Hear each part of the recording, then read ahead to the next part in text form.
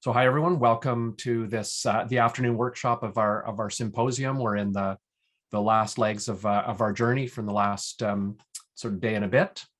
And it's my pleasure to introduce our two facilitators today, our workshop presenters, Gail Lalonde and Deb Shackell. Gail is a registered social worker by profession. She's held various roles in both public and Catholic school boards, and now leads the mental health promotion team at School Mental Health Ontario. Somehow, she finds a time to also act as a clinical supervisor at the Child and Youth Clinic at the Faculty of Education at Western University, where she provides supervision to students in graduate training programs in social work and psychology. Turning to Deb, she's an educator on secondment at School Mental Health Ontario. She started her career with the Kativik School Board of Fly-In Community. And she has since held a variety of roles in several school boards and also worked at the Ministry of Education in the Indigenous Education and Wellbeing Division. In addition to her work as an educator, and I'm quoting here, she's a proud mama and an outdoor enthusiast who loves living in the town of Collingwood. So I'm just really happy to be able to invite both of you to the symposium and to your workshop. And with that, I'll turn it over to you. Thank you, Ian. Thank you so much, Ian. I'm just going to get my technology adjusted a little bit here. Is that share screen working? Yeah, perfectly. Awesome. Okay, I was going to say good morning, everybody. I'm still clearly not awake from this morning's workshop. Thank you so much for joining us. We're really happy to be a part of the conversation today. And I say conversation intentionally. Deb and I have lots of information to share, but really encourage questions or comments or feedback as we move through, in the hopes of this certainly being a conversation and a dialogue between all of us today. So certainly Ian as well, if you see a comment in the chat that we've missed, please feel free just to interrupt and let us know. In this morning's sessions, we did have a little bit of issues with the Wi-Fi, so we may get to a point where we ask that cameras go off just to kind of protect some of that bandwidth, but we're optimistic. So far, it's been a little bit better than this morning, so we'll give that a shot. Did you want to add anything, Deb? I do like seeing people's faces, though. I know. Understood. So I don't think we need to certainly do any more of an introduction. Thanks, Ian, for doing that. So we'll just jump right in and over to Deb for the land acknowledgement. Thanks, Gail. We do recognize that participants are joining today from across the province, and I'm honored to share a land acknowledgement because I really love the land I work and play on. As you heard, Ian included it in my introduction. I find great comfort and joy from spending time in nature, and I am joining you today from the traditional territory of the Anishinaabe people, which is now known as the town of Collingwood. And I'm so grateful for the mountains where our family hikes and snowboards. I'm grateful for the bay where we swim and we paddle. And all the photos on the screen are photos I've taken from some of my favorite places. I do recognize that the land acknowledgement is just one piece, and I understand that it's a continuation. We continue working towards reconciliation. I'll keep learning and taking care of the land that we all share, and continue to find ways to address the Indigenous related myths and misconceptions. I will encourage others around me to keep reconciliation as an ongoing effort as well. And now I offer you a moment to give thanksgiving for the land you are on. Miigwech.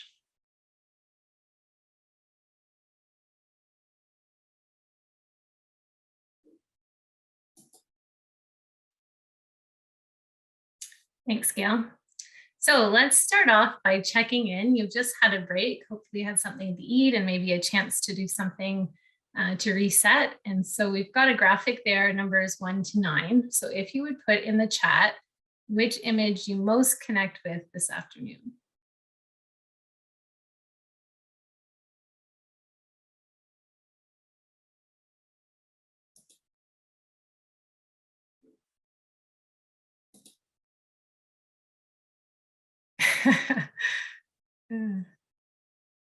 I like 6 trying for 3. I was laughing at too. Yeah. For sure. Yeah. That's good. Yeah. Okay. Oh, I'm feeling for someone as a 9. Hopefully what we share today will bring you around. So this slide is a modeling of what many educators do with students. They check in and see how they're feeling. And on the next slide, it shows a sample of some of the different check-in tools that we have at School Mental Health Ontario. These are included in lesson plans with scaffolding around them. And now they're available as standalones because educators said, you know what, we want to use these every day, not just as part of a lesson. And it's important to give our students an opportunity to reflect on their feelings. So you can see that we've differentiated for different age groups. So there was one there for the teddy bear emojis would be more appropriate for kindergarten. And then our mood meter would be for our older students, kind of looking at uncomfortable and comfortable emotions, high energy and low energy. So after we check in, it's often a good practice to give a strategy to try. So if students are feeling big feelings, they have a strategy to try that might help them get back to feeling more like themselves. So throughout the presentation today, we're going to have slides like these where we encourage you to give them a try along with us, because as you know, these strategies aren't just for students, they're for us as well. So again, like the check-in tools, these are different styles for different age groups. So I can see Ian trying the tense and relax is there. We often use that with secondary students. And I'm just going to nuance that same activity the way I would for a primary class. So if you'll try it along with me, sort of the same action, but different vocabulary. So we're all going to pretend that we're turtles going inside a shell. So if you take your shoulders and press them up towards your shoulder, and then relax your shoulders down like a turtle coming out of a shell. One more time, shoulders up towards your ears like you're a turtle hiding in your shell. And then relax the shoulders down. So you can do this tense and relax with different parts of your body. So we'll do just one more before we move on and get started. So pretend that you have a lemon in each hand. And you're going to take those lemons and you're going to squeeze out as much juice as possible. And then slowly relax your hands. It's great if you've been on the keyboard, that's a great strategy to use. So this is just a sample of some of the strategies that we offer throughout our lessons and that we'll talk about today. So the presentation is going to, is going to look like this. So Gail's going to get started by setting the context with a bit of info about our organization and just sort of a quick look at mental health literacy and the intersection of equity and mental health. And then I'll share results from our recent student survey and we'll dig into some of our resources. So before we do that, we just wanted to give an opportunity for some feedback on some of our resources. So we were hoping that during our presentation, you would watch and look for a resource that resonates with you or sparks an interest. And we'd love to know which one that is and how you think you would fit it into your, if you're an educator, how you might use it with your students, or if you're a leader, how you might share it with your staff. And so the link to join, Gail, did you put it in the chat or should I do that? Not yet, but I absolutely will. I can do that. And if you'd like, and you have a device, you can scan the QR code that's on the screen and that will also take you to it. So we'll put that back up at the end. But if you find something along the way and you'd like to add it in during the presentation, please feel free. It's great for us to know what resources resonated with you that you think you'd find useful and how they might be used.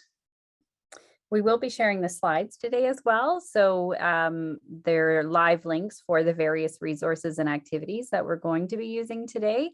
But certainly also they're all available on the website and we'll put what we can in the chat as well. And Gail, just further to that, we'll make sure that we put that on our event website under resources when that tab opens up. So thanks for generously sharing those. Excellent. Okay, so we're going to start just by talking a little bit about School Mental Health Ontario as an organization. Some of you may be familiar, and for some of you, this may be new information. But we are an organization funded through the Ministry of Education that works with all the school boards and school districts across the province in support of student mental health. In terms of our vision for what we hope to accomplish, it's there on the screen. You can see consistent access to high quality evidence-based mental health information, supports and services. And at its heart, we want Ontario students, educators, families to understand the importance of and how to care for our own mental health, and also how to access supports when issues may arise. So that's quite aspirational, as you can see. And part of that is because our team of support is quite substantial, that we produce kind of the materials and resources, but that it's really all of you as educators, school leaders, et cetera, on the ground that do that direct support and connecting with students every day in the work in schools and classrooms. We work within a tiered intervention model, which I know folks will be familiar with. And certainly a lot of our focus, the bulk of our focus, and certainly the work that Deb and I do is around Tier 1. The focus of Tier 1 is, of course, looking at creating those safe and welcoming student environments, whether they're in person, in class, or in virtual context as well, and being able to provide opportunities for explicit instruction and learning related to mental health and skills, and that supports student mental health and healthy coping. As an organization, we also offer support at Tier 2 and 3. So the other side of our organization focuses in on supports for students who might be experiencing kind of escalating mental health concerns, as well as those students that are identified as having mental health or mental illness, mental health problems or mental illness, that would require a more intensive level of support. So at Tier 2, 3, some of those are resources that and we'll certainly share some today, that would provide educators with some guidance around connecting students to pathways of support.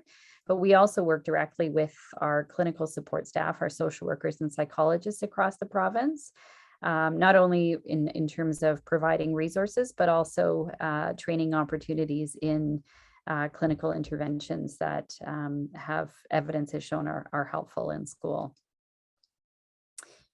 Our student mental health action plan, as you can see here, has 5 primary areas. First and foremost, we amplify the promotive and protective influences of schools. So that means we know the research, the evidence is very clear that schools are often the place where students first reach out for support. So, having this work happen in schools in terms of supporting student mental health is essential. And I think, it's something that so many of you do every single day without even realizing it. People often think we have to have kind of the term mental health or mental illness attached to something for it to really be kind of intervention, when in fact, those kind of relationships that are developed and the support that's provided in classrooms and schools is an essential part of that promotive and protective element. We do, of course, hope to identify and address emerging and escalating student mental health problems. So as students start to experience difficulties, ensuring that those pathways are available and they know them. Particularly over the last couple of years, we've been looking at a focused support for those that are disproportionately impacted by COVID. And we'll talk a little bit more about that later in the presentation. Building and sustaining strong safety nets, and finally providing hopeful and aligned communication. I just want to draw your attention to the student at the center of that. That's really what we try to keep the focus on in terms of our work. And student voice, which Deb will touch on a little bit later, is pretty central, not only to developing our action plans and goals, but also in all of the work that we do. It's always important before we kind of launch into talking about mental health, just to make sure that we all have a common understanding, that we're all kind of working from the same page in terms of how we talk about it. And this will likely be a refresher for lots of folks, but I think it's always a good reminder. When people hear the term mental health, they often think about pictures of like this. They think about students that are withdrawn, depressed, anxious, those kinds of things. When in fact, when we're talking about mental health, we're actually talking more like images like this, and focusing on the fact that mental health is a positive concept. That really what we're talking about is that sense of well-being and balance in how we support ourselves and make connections to supportive relationships, etc. When we talk about mental illness, we are speaking specifically around a wide range of mental health disorders, which are characterized by alterations in thinking, mood, and behavior. So that's, you can see kind of two ends of the continuum. We do use kind of dual access model that you'll see in the center, and on one axis you have mental health at the top and poor at the bottom, and on the other axis you've got no mental health and then severe mental illness. So it's important to note that, similar to how when you can have a physical health condition, I might, as many of us do, have a diagnosis of any number of things, but again, depending on medications, diet, exercise, social relationships, etc., those conditions are very manageable. So just because I have a diagnosis, we wouldn't necessarily say that I am in poor health. And the same is true of a mental illness, that I can have a diagnosis of anxiety, for example, but again, depending on all of those pieces, medication, relationships, coping mechanisms, diet and exercise, all of that, means that I can still, you wouldn't say that I have poor mental health. I can have positive mental health and still have a diagnosis. And the opposite is true, that you may not have a mental illness, but we all have periods of poor or low mental health. And sometimes, as we all know, that can fluctuate hour to hour, day to day, especially as we've seen kind of over the last couple of years in the pandemic and the isolation that we've all faced.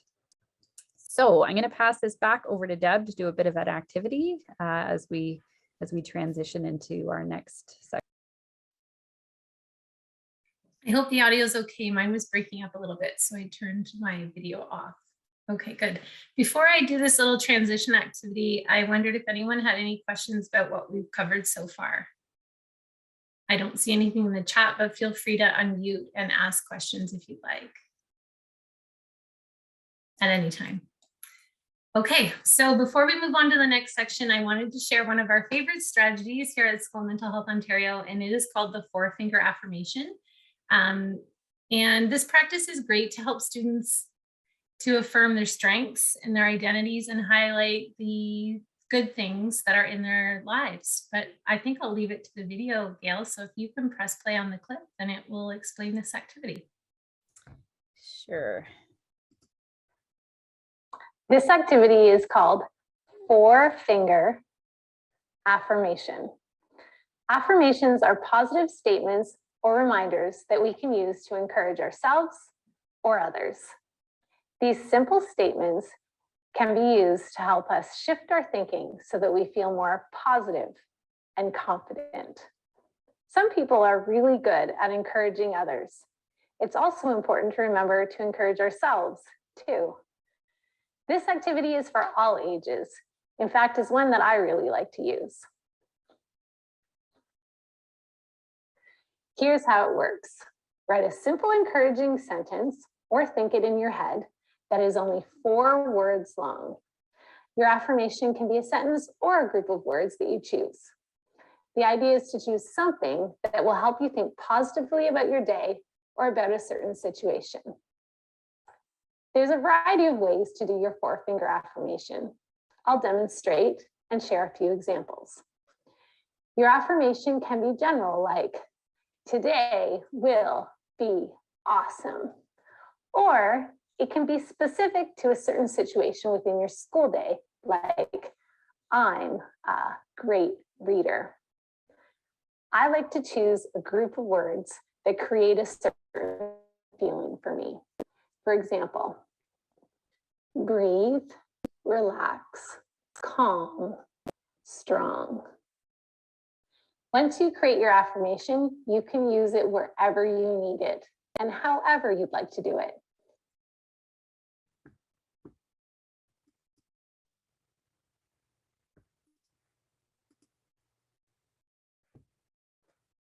I don't know about anybody else, but I was doing that along with Deb in the back. And it's a good moment, as Deb said, we'll have a lot of those activities kind of over the course of the next hour. So we not only see how we can use them with students, but an opportunity to practice for ourselves as well. We're going to talk a little bit now about our current reality, and certainly what's been experienced not only by students, but also by families and all of us over the course of the last 2 years. In terms of kind of realities and impacts, we know that the system has continued to be disrupted. And there's been, kind of the back and forth of in-person and virtual learning, but also kind of the continued disruption. I'm not sure about others in other areas of the province, but certainly in our boards locally, we've continued to have some school closures based on shortages. I think that everybody is certainly feeling the strain. Not only, again, of kind of the physical health realities of our current context, but also the mental health realities, and feeling that strain. The other kind of significant kind of consideration in all that we're doing at the moment is the disproportionate impacts that not only the pandemic has had on individuals, but also has highlighted. And I think that piece of it has really kind of forced us to grow and reflect in really positive ways, to move towards kind of greater equity, and really the reshaping of, the structures, policies, procedures, et cetera, knowing that, the education system, the system in which we all work, is inequity. It's inequity at its core. The very core of the education system perpetuates racism, colonialism, et cetera. So it's been important conversations, certainly within our organization, and I suspect for all of you as well. We know from parents as well as from students that, folks continue to kind of navigate the changing landscape. And with it, kind of the emotions that brings for students in terms of the back and forth. And for all of us, I would suggest also as adults.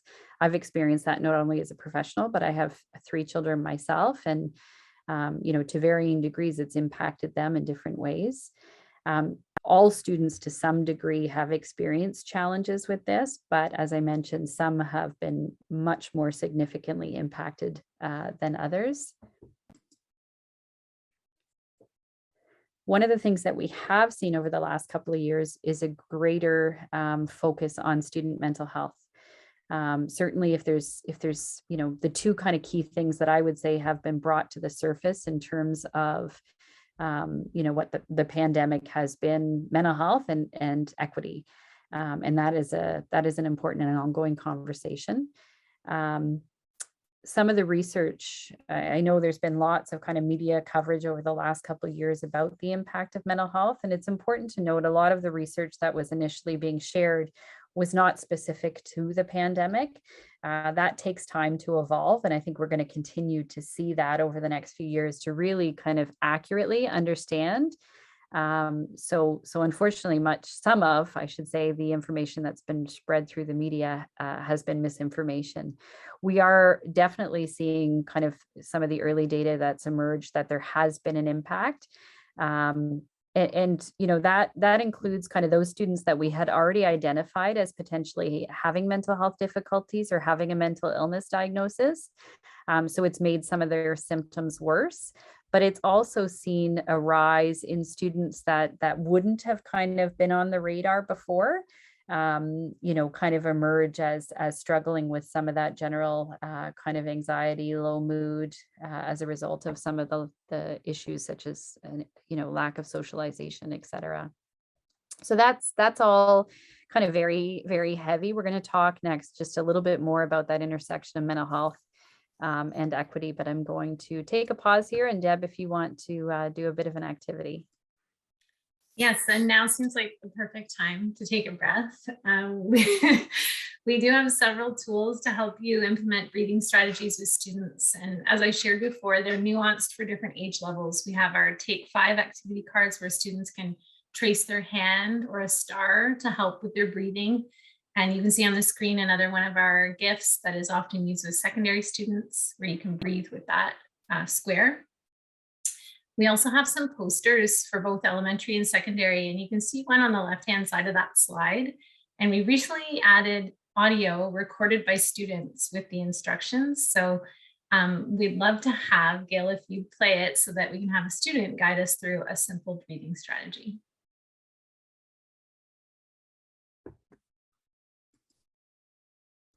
Sorry, one sec. Let's try that again. Focus on your belly. Maybe put your hand there. As you breathe in deeply through your nose, send this breath all the way down to your stomach. Breathe in. Feel your stomach expand and your hand move out. Breathe out. Feel your stomach contract and your hand move in. Keep in mind, this activity can be helpful before a test or any stressful situation. The more you practice, the more natural this will feel. Before sleep is a great time to practice. I love to hear that little voice. It's one of my favorites. I do want to, before I forget, to mention that all of these resources, we have a tremendous team at School Mental Health Ontario, and being a seconded educator, it's my treat to be able to work with mental health clinicians on creating these resources. So we team together and combine expertise, and of course, check in with students and have student voice wherever it's possible. Just to add as well, up here in the top corner under the Take 5 breathing, we have our everyday practices resources that have been developed in collaboration. So we have the original version, the everyday practices, that's been developed in partnership with ETFO, the Faith and Wellness, in collaboration with OECTA. And we have just launched just this week the secondary version that has been developed in collaboration with OSSTF. Deb and Gail, I don't know if this is just an opportunity to interject here. I just, unfortunately, I can't remember the podcast it came from, but it was actually talking about someone who was, clinically studying pearl divers and their ability to hold their breath for long periods of time. And they made an interesting observation about, in terms of shallow breathing is to deep breathing, what Twitter is to, a full newspaper article, right? So it just how you have it, there's an automatic, breathing apparatus that you don't need to actually consciously think about that. But to be purposeful about deep breathing, that takes actually a level of conscious, deliberate, purposeful, commitment or action to do that. And so like that was a real showstopper, I guess, for me, not a breath stopper, thankfully, but just to be purposeful about that and to think more consciously and deliberately at times about taking those deep breaths and it really does help. It's a great point. I honestly, we could spend a whole other workshop talking about, the physiology of the breath, but it's something that we talk certainly within a clinical perspective to clients about all the time, because it's always at the ready, right? We always have our breath with us, and the impact in terms of our brains and cortisol levels and all of that is pretty phenomenal when you look at the evidence. So that's a great point, Ian. Thanks. And practice and the fact that teaching this to students at a young age provides them with that practice, and they grow with it and improve over time. Absolutely. So we're going to just take a minute here to talk. As we said, there's certainly, of the things highlighted during the pandemic, mental health and equity are right up there at the top of the list. And there's some important intersections between those two. It's hard you can't really separate them out because there's no question the substantial impact that racism has on mental health. So we want to talk about that intersection and the importance of that intersection for a few moments. One of the pieces that we talk a lot about is kind of the pandemic story, right? That we have all been touched by the pandemic. Some of us obviously to a lesser degree, and sometimes that's just around kind of the restrictions, the health kind of recommendations.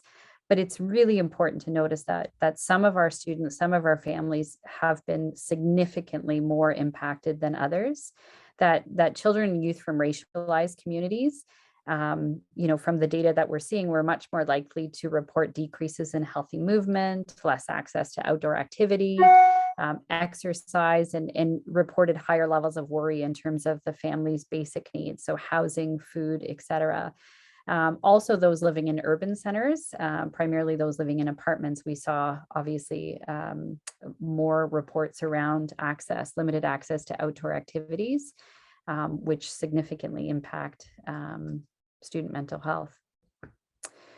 Part of the journey that we have certainly been on as an organization, and I imagine much the same for all of you, we've been kind of looking at this more deeply as our large group, as our team, but also kind of as individual reflection, to really spend some time not only thinking about and reflecting on kind of our bias and our understanding of culture and oppression and colonialism and all of those elements, but also kind of the actions that we can take as part of that, and understanding more kind of this intersection and the impact that this has on our students and our families, particularly, as we said, those from racialized communities. So there are lots of kind of moving parts in that and steps in terms of not only understanding that and understanding our response to it, but moving again from just thinking about it to taking action to dismantle some of that. In addition to kind of those, in terms of the disproportionate impact, in addition to kind of Black, Indigenous, racialized students, we have also seen, disproportional impacts on families with lower socioeconomic status, certainly newcomer families and students to Canada, as well as our 2S LGBTQ 8+ students as well. So those are all important factors from that intersecting lens to think about and to be aware of, as we kind of have returned to school and continue to support students. One of the resources that has been developed by School Mental Health Ontario, we have a number of teams within the organization. Our equity team, again, which is a combination of educators and clinicians, have worked hard on a number of resources that look at that intersection between equity and mental health. And one of those is the Listen, Believe, and Act resource, which I highly recommend folks look at. It really kind of allows us to use this important frame of Listen, Believe, Act in our kind of connections with students to not only affirm their identity, but their well-being. So we'll look a little bit more deeply at each of those. So in terms of I Listen, we're thinking about, got ahead of myself there. In terms of listen, we're thinking about listening to understand, right? So not listening to hear, but really, or to respond, but listening to understand and demonstrating that empathy and compassion. Being present in that moment, in that conversation with the students. Oftentimes as adults, and I know I do this with my own children, we often jump too quickly to solutions. And while that's well-intentioned, we often hear from young people that they weren't looking for necessarily an answer. They were looking for validation. They were looking for understanding related to their experience. So that's a really kind of important first step in terms of this particular resource. I believe really requires us to kind of pause and check and make sure that we are hearing, that we understand, right? We want to confirm what the student has shared and that we have understood their message by restating what they've said. We want to be able to validate, so to let students know that we've heard their experience, we appreciate their experience, and that it's valid and it's okay to feel how they're feeling, that we don't ever want to put judgments on those feelings. And we try as much as possible in that to use neutral language, right? Like, I hear you, I understand what you're saying, all of those pieces. It's important that we do self-reflect on the discomfort we might feel hearing some of this. So hearing individual stories is often very difficult and it's heavy, right? And when we work kind of in professions of service like education, it's hard sometimes not to kind of carry that with us and absorb some of that. So just wanted to acknowledge that. again, we want to continue to kind of educate ourselves on how this has, disproportionately impacted those disparities in terms of access to healthcare, education, housing, etc. And as we mentioned, specifically with our Black, Indigenous, and racialized students. And then we want to act. We want to be able, of course, to be aware of kind of policies and procedures related to our board, specifically also when it comes to mental health supports, that often we know that schools are the first place that students might share. They have trusting relationships with educators. And we've heard time and time again that's where their safety is. That's where they feel comfortable sharing that. So ensuring that we know how to access that support and where to direct them.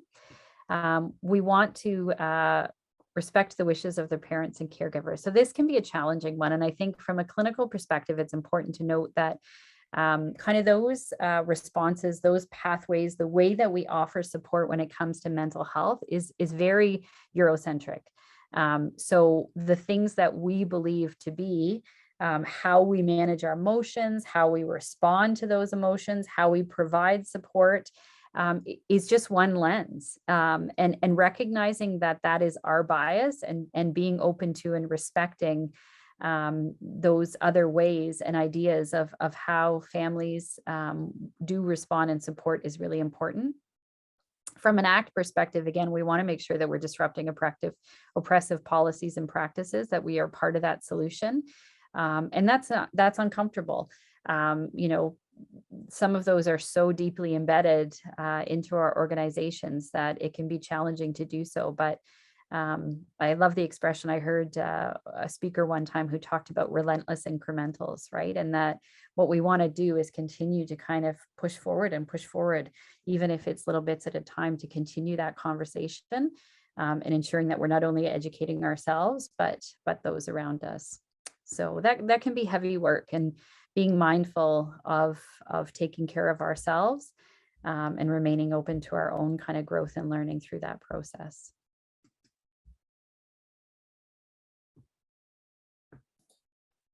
So we'll just pause for a moment. I don't see any questions in the chat, but again, feel free to unmute if you want to ask a question or to jump into the chat. We welcome that. I'll give you some think time while we share one of my favorite tools that we have. It was one of my favorite to make, and it is one of my favorite to share. And these are read aloud stories. So we have a set of elementary lesson plans that are linked to the Health and Phys Ed curriculum, and they offer suggestions for mentor texts that are connected with the lessons.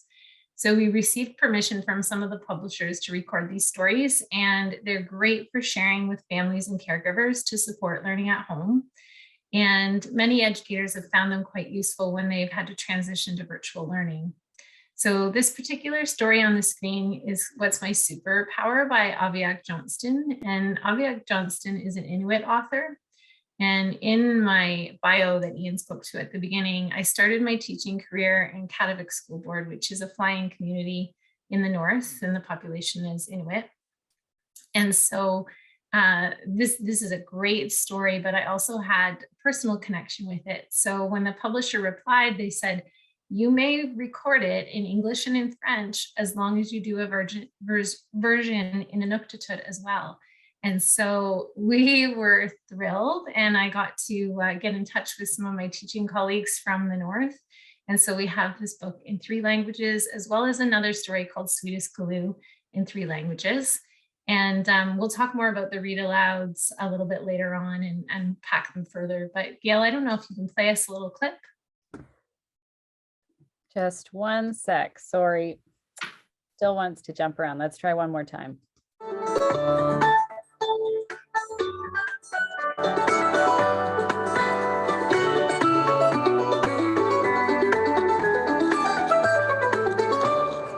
Hello, and welcome to the School Mental Health Ontario Read Aloud. My name is Deb, and I'm an educator on special assignment at School Mental Health Ontario. I don't usually wear my cape for a read aloud, but today seemed like the perfect day for it. I'll be reading What's My Superpower, written by Aviak Johnston and illustrated by Tim Mack. This book is a reminder that we all have unique and special gifts.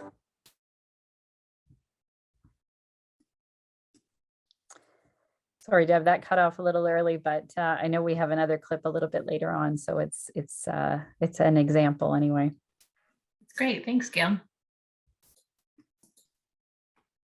All right, we're going to move on to student voices on mental health. So as Gail mentioned when she showed that circular diagram, that students are at the center of the work we do at School Mental Health Ontario.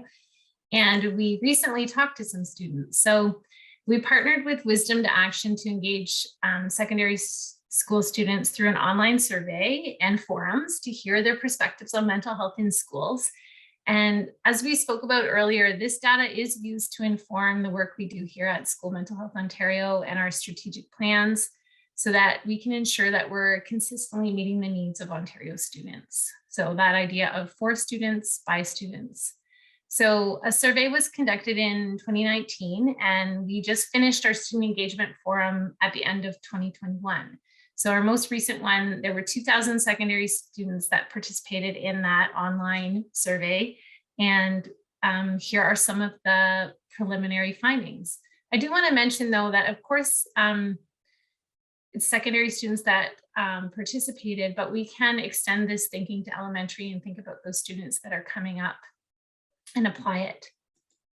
So students were presented with the current topics that we're working on at School Mental Health Ontario, and they were asked to pick the top 3 that they felt were most important to them.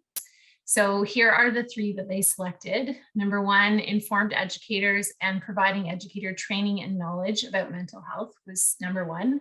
Number 2, equity in mental health. And we know from the information that Gail shared earlier about the intersection of mental health and equity.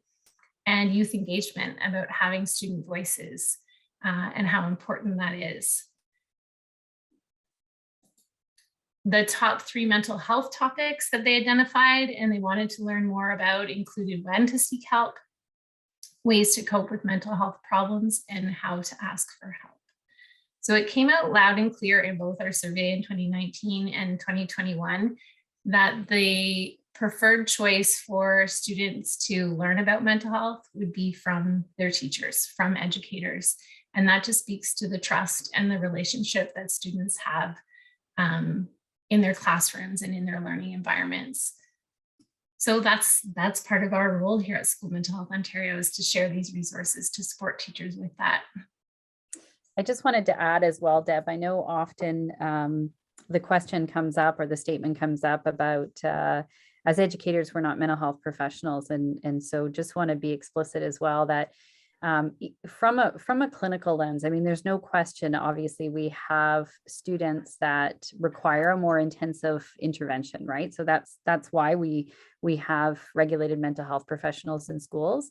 But I want to remind everyone too that at the core, when we talk about mental health promotion, when we talk about protective factors for students, it's so many of the things that are already happening in schools, that the research is very clear on that the relationships, the community that's established in schools, right? The opportunity to talk and have dialogue and practice some of these skills and have exposure to some is without a doubt one of the strongest things. So I just want to reiterate that, because although educators are not mental health professionals, to use Deb's language from the book, you have your own superpower, because students very clearly tell us that makes a significant difference. So just wanted to add that.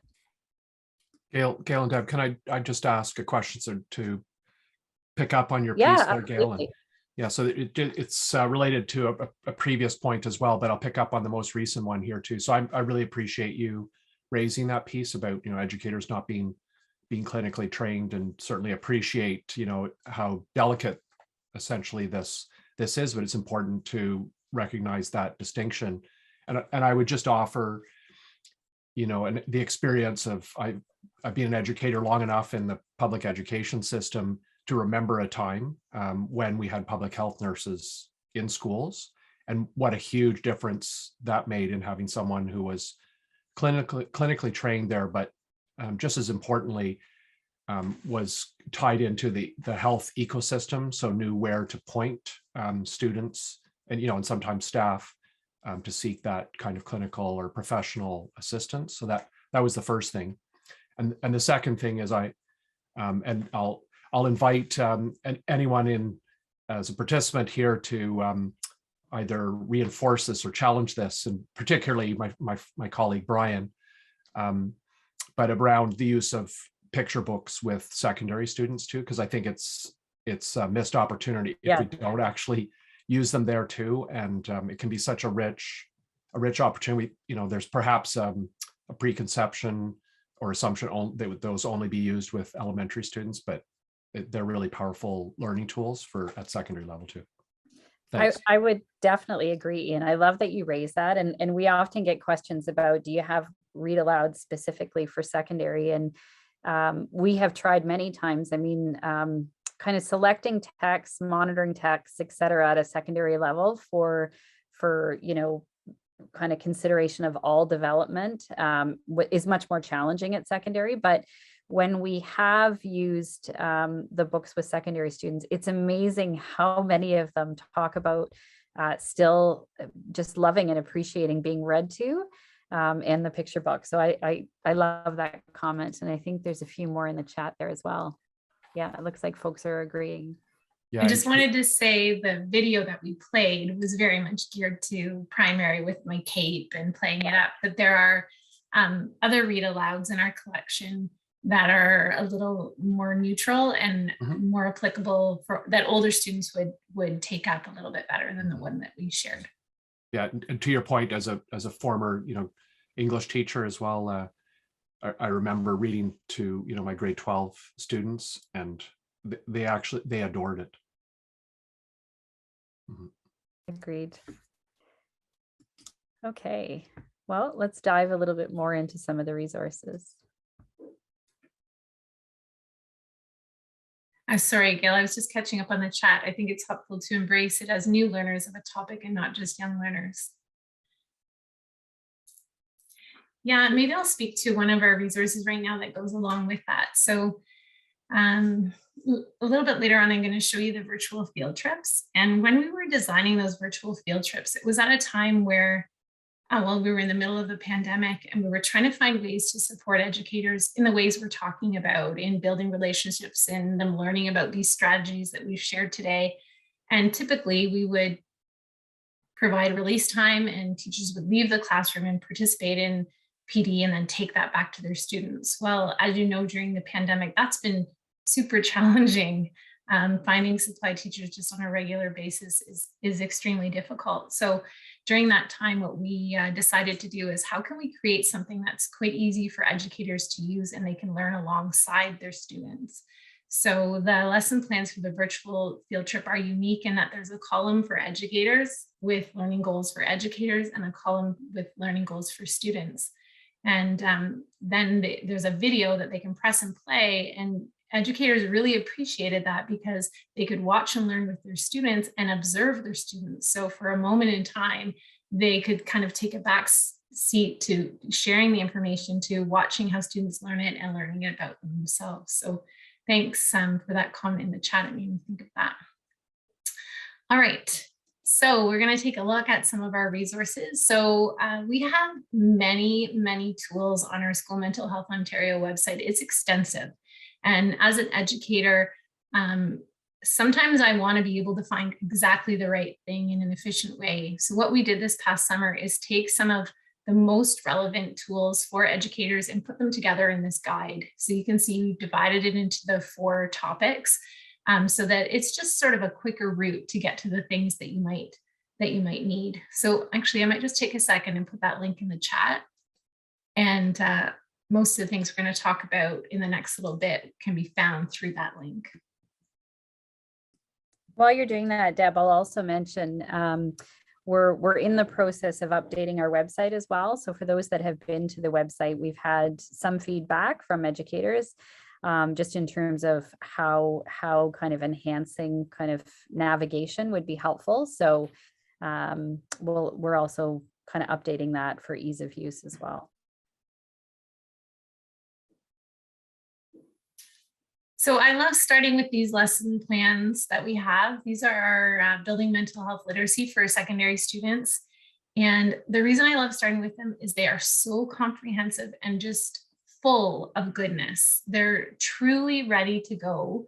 They have pre-made slide decks, videos, even pre-made Kahoot. If you use Kahoot with your students, they're ready to go. So you can see on the screen there that there's 4 lessons that are 45 minutes each. And so the first one is about mental health and mental illness, learning the facts about that, and then knowing yourself and signs of mental health problems and strategies to support good mental health. And then the last 2 are about helping yourself and helping a friend. And you can see in brackets there, the last 2 lessons we did in partnership. So Help Yourself we did with Kids Help Phone, and then lesson 4 we did with jack.org. And both of those organizations also have great resources to support. So instead of me talking, maybe Gail will use the video to unpack this resource a little bit more, because we do have a great video that describes it. I'll try and get this started without moving the slides again.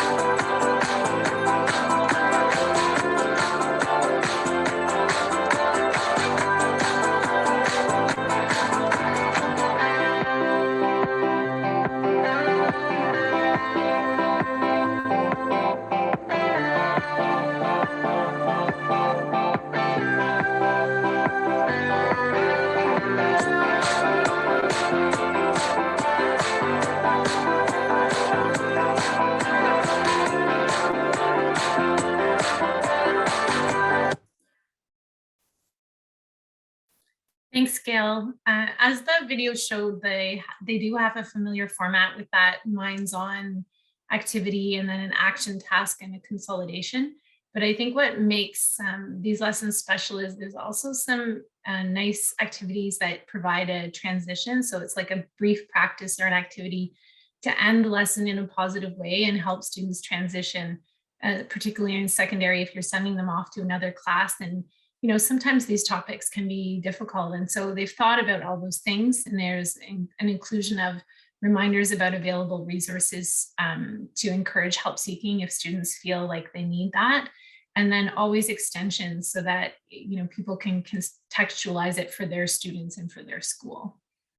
Now the slide that Gail has up now is, it's always helpful to take a team approach to supporting students in mental health. And so this resource has supplemental materials that you can send home with families and caregivers, as well as tools for administrators and mental health support staff in the school.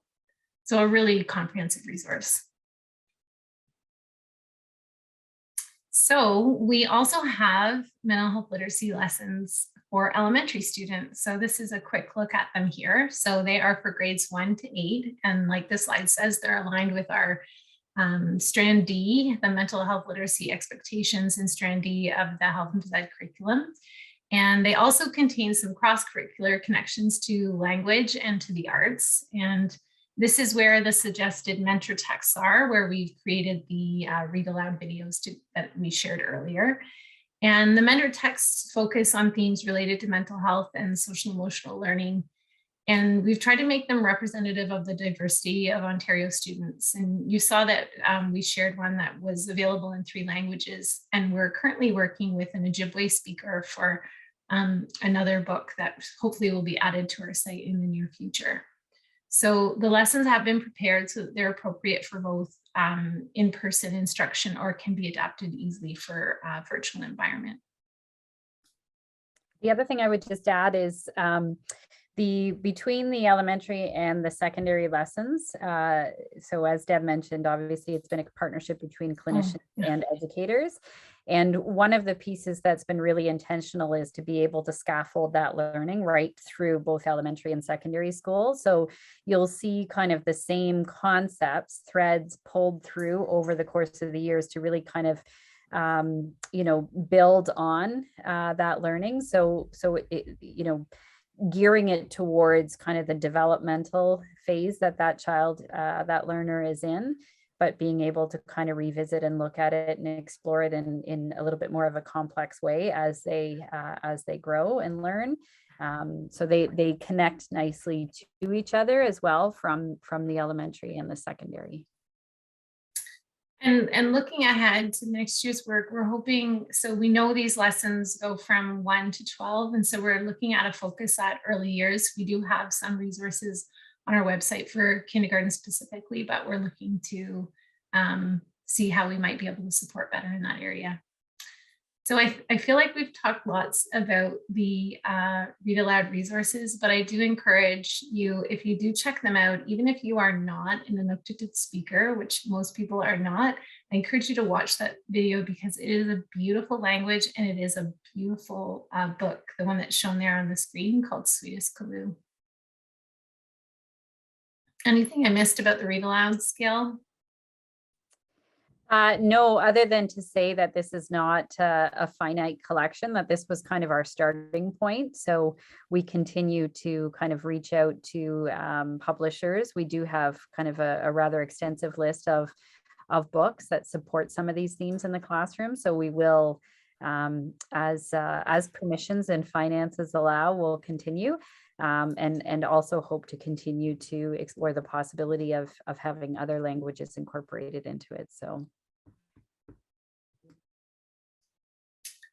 So the next slide looks at our virtual field trip lesson plans, which I spent a little bit of time talking about before. These are the ones that we included prompts for educator learning alongside with student learning. So these lessons are for kindergarten to grade 12. So we've got 6 different topics. So those are 6 different stress management and coping strategies. So some of the activities that we've done today are from these virtual field trips.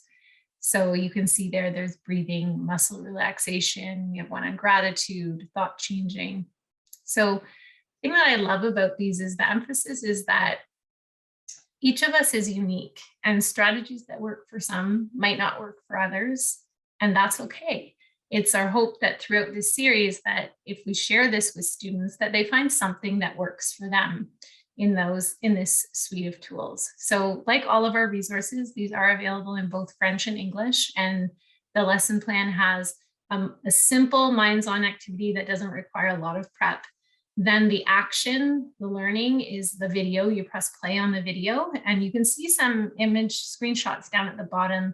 My colleague Huda and myself, and then Andrea, who's also presenting today, we partnered with Ophia on this virtual field trip series. So they're also a part of it. And Pascal with the French version as well from Ophia was involved in that.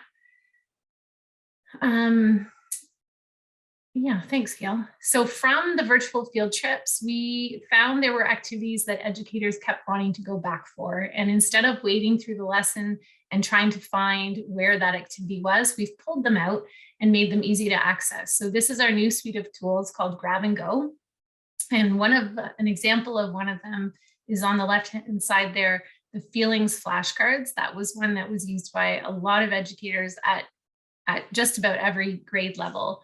And found lots of different modifications and different ways that they'd like to use it. So we've just created this to be a little bit easier to use, and so that educators can implement them as part of daily practice and not just a part of that lesson that was provided. In addition, we don't have in this slide deck our brand newest resource called Start Well. And we had someone in the last session who was familiar with that resource. We pulled some of the Grab and Go tools and some of the videos together to create 5 days of ways to start the day with your students or to use as a transition in the day. So they're also included in that if you've heard or seen that. Is someone, there's nothing in the chat. I was just giving a chance there to check in. No questions, Deb, we're good. Okay, so this reflection tool was designed with educators over the summer and launched as part of our back to school. And it's designed to prompt thinking about building a mentally healthy class community. And the hope is that it might spark ideas for actions that will improve or enhance conditions for learning and student mental health. So we all know that when students feel safe, welcome, and included in school, they experience a sense of well-being and belonging, and they're more ready to learn. So we're hoping that this reflection tool would help educators to think through an anti-oppressive lens when supporting student mental health. And the questions are designed to prompt you to reflect on practices more explicitly and intentionally.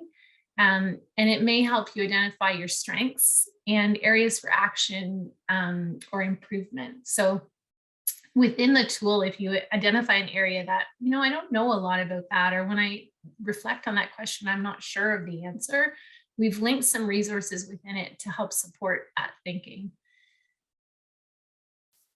So you can see there that it's divided by the 5 triangles that make up the base of our AIM model, which Gail shared at the beginning. Welcome, include, understand, promote, and partner.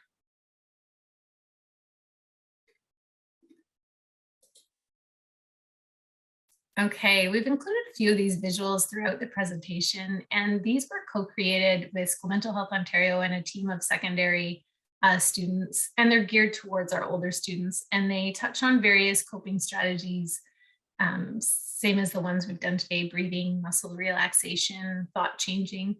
And within each bundle, there's a number of self-directed activities along with an explanation about the importance of the skill, so the how and the why. They were designed so that they were online friendly. So if you have a social media account, they're great to share there, great for on websites or online courses or Google Classrooms. Some teachers put them in their newsletters to go home because they just take up a nice little pocket of space, and it's a really concise way of sharing. So those are just a few ideas. And the idea is much like the virtual field trips. We're trying to add practices to each student's toolbox so that when stressors come or feeling they have big feelings, they're ready to have tools to manage those feelings.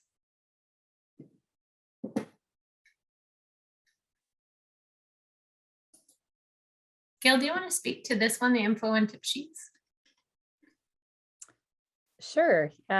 So one of the pieces of information that we've received from educators over the last few years is kind of that concise one-pager reference form is a really helpful format for them to receive it. As clinicians, sometimes we can be quite wordy because we always want to dig into the research and explain, what's behind the thinking, et cetera, and maybe sometimes provide a little bit too much information for that context within the classroom. So that's been helpful, and Deb's been integral in kind of helping us to present our information in a way that is is accessible and can be referenced. So when you go to the website, we have a number of different resources that focus simply on kind of this information sheet format that are intended to reference specific areas. So you see there, we have a few related specifically to kind of that intersection of mental health and equity. We have ones for different points in the year. So kind of a back to school or returning from Christmas break, what we might want to consider in terms of developing that classroom community. So there's lots there. As we mentioned, we have too much to be able to kind of fit into one workshop, but encourage you to go and explore. And certainly the other piece that I would mention in this regard is on our website, there is a spot for feedback. And we regularly have educators just drop comments or have you thought about, or would you consider? So that's actually where we get a lot of our ideas from, just to be able to hear what's going to resonate and what's going to be helpful to those working in the field. So absolutely encourage folks, whether it's through the website or to reach out to one of us if you have something that you're not seeing that you wish was there, or have questions about anything that we have shared today as well. Absolutely do that. We also have, do you want to speak to this one, Deb? Go for it. That's great. We also have a mental health literacy, mental health in action course. So some of you might be familiar with this, but it is a free course for educators. It's 6 modules in total. There's an elementary version, a secondary version. There's guidance extension modules for those working within the guidance educator role, as well as a course for school leaders. And we are in the process of working on some additional adapted modules. There's been a request for special education educators, as well as some topics specifically related to board and senior administration. So the course is broken into 6 modules. It takes approximately 1 hour to work through the modules. It is a certificate course, so you do receive a certificate of completion at the end. And you can see here the 6 module topics. So ranging from kind of some of those more universal kind of understanding, as well as mental health literacy, right up to kind of exploring some of the more complex mental health issues or mental illnesses and what to watch for and how to support and access support for students. So we just to let folks know, we've actually been in the process this year of working through and updating the course, both from a more critical equity lens, as well as from updating. As you know, we kind of produce a lot of resources. We want to make sure that this course is evergreen. So if you have been in and you go back, you might notice it looks a little bit different. And the intention is to continue to kind of evaluate, look at, and make updates based on new content, new research, as well as feedback from the field. One of the pieces that we have heard a lot about is trying to gain access as a pre-service educator. So this course does sit in the ministry's VLE. So anybody working in an Ontario school board has access for free. However, obviously that often excludes pre-service educators. So we've connected with a number of faculties, and we've heard from a number of faculties about the desire to be able to use this with students. So we are in the process of building out the course kind of external from the VLE, so that we have a workaround to be able to provide access to pre-service. And our hope is to have that up and running by the fall. But certainly we'll post through our social media as well as on the website when it is up and ready to go. So any questions specifically? I see there's been a few things in the chat there, Deb. Is there anything specifically related to the course that, or is it just links that you've added? Perfect. I was just taking the time to pop them in there. Okay, awesome. Thank you.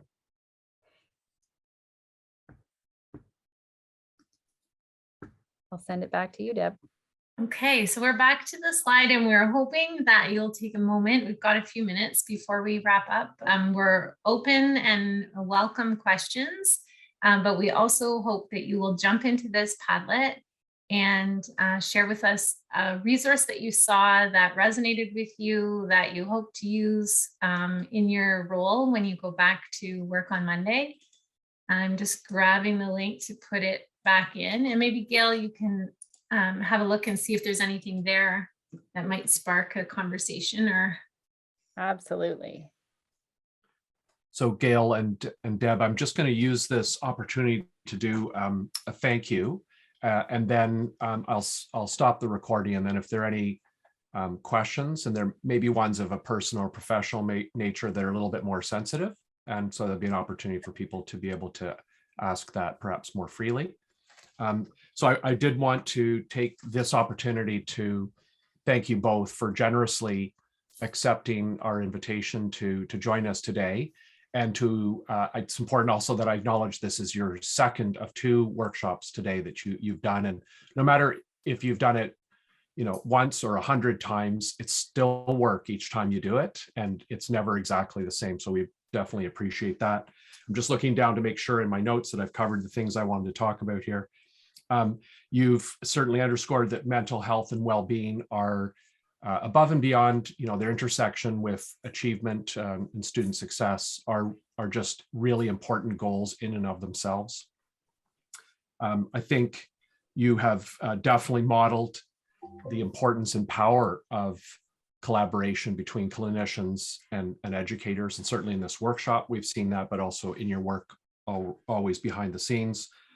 It's clear too that you've adopted a listening stance, pulling on the wisdom and lived experience of our students, fellow educators, parents, guardians, and caregivers, and other stakeholders, and including clinicians, of course, as well. So I would just end by saying this, that I think perhaps your superpowers are your ability to take clinical findings, research, and theory, and translate those into practice and tools and strategies for us. So we thank you for that. Very kind. Thank you, Ian. And thank you for prioritizing this topic. I think it's really important, and we appreciate having the voice and the opportunity to share.